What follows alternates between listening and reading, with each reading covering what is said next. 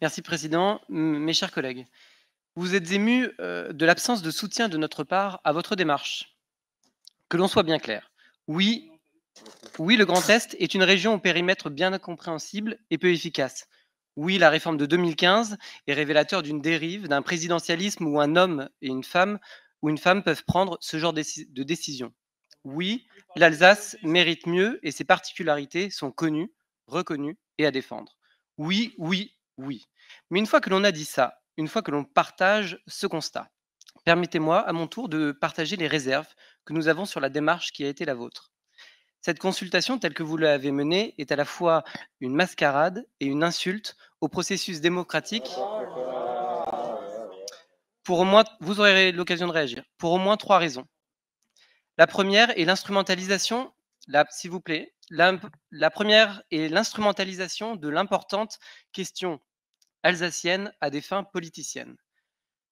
À partir du moment où vous n'êtes pas en mesure de faire sortir l'Alsace du Grand Est, puisque cela dépend de l'État et de la loi, à partir, s'il vous plaît, à partir du moment où vous n'associez pas l'ensemble des collègues élus, puisque vous ne nous avez pas associés au lancement de la consultation, à partir du moment où votre communication presse initiale, vous souhaitiez plutôt interpeller seulement les candidats de votre famille politique, à partir du moment où vous financez sur fonds publics une consultation qui est hors des champs des compétences de notre collectivité, vous ne traitez pas cette question avec tout le respect et l'honneur qui lui est dû, mais simplement pour servir vos intérêts politiques locaux et nationaux.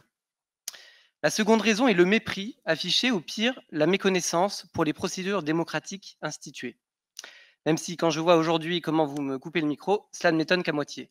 La démocratie, la démocratie, ce n'est pas répondre à des pseudo-sondages. La démocratie, c'est poser des questions. C'est pouvoir en débattre de manière contradictoire, de manière sereine, afin que chacun puisse se faire une opinion éclairée avant un vote en bonne et due forme. C'est aussi définir des processus qui garantissent la fiabilité de la démarche. C'est donner des moyens équitables à chacun pour un débat serein. C'est tout cela qui donne sa force au processus démocratique. Votre consultation, elle, a été lancée par la voie de presse, sans débat au sein de cette Assemblée. Vous avez mobilisé des moyens qui n'ont pas été votés. Vous n'avez pas souhaité mener une campagne en amont du vote. Vous avez reconnu et balayé aussitôt la question de la fiabilité des votes au mépris de toute l'histoire de la démocratie. Vous avez mobilisé les fonds de notre collectivité pour ne faire la promotion que de la seule sortie.